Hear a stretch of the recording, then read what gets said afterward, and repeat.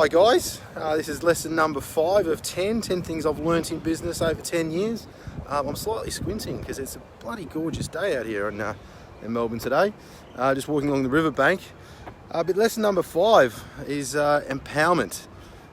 It's a bit of a buzzword, isn't it? What does empowerment mean? Well, in the workplace, when we're talking about employing people and empowering people, it's basically giving them autonomy, giving them autonomy to have determination and full control over, or control within reason of how they go about their job. So how they go about the task, the time they take to do the task, and where they do it.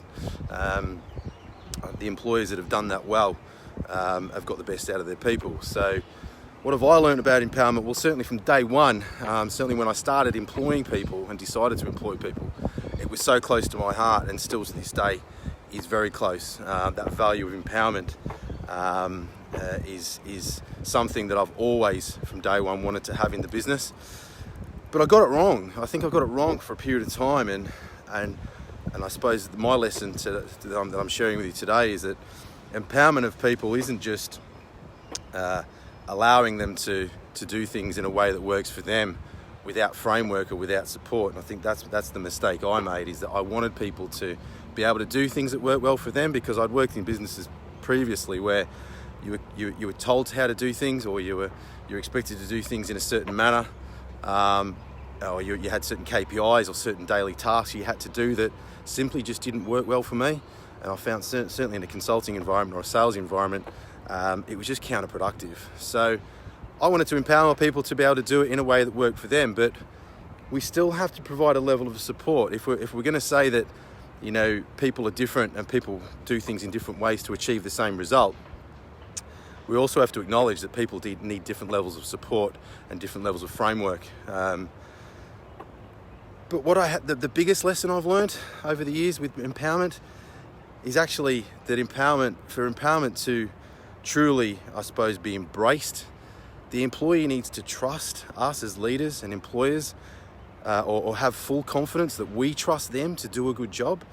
You know, if we're saying to them, you can do it in the park, or you can do it at home, or you can do it wherever, and you can do it within what time frame, or whatever the case may be, you've actually got to trust that they will do a good job.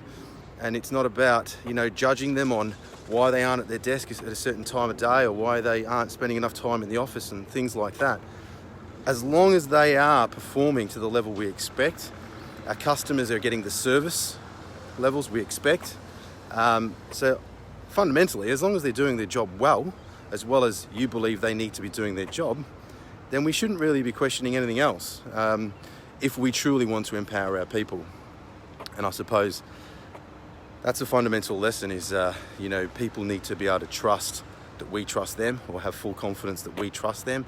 Once trust is in place, we will get the best out of our people through empowerment. And empowerment certainly relates to engagement, employee engagement.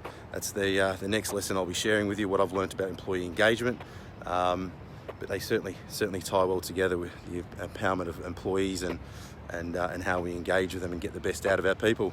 So there you go. That's lesson number 5, empowerment.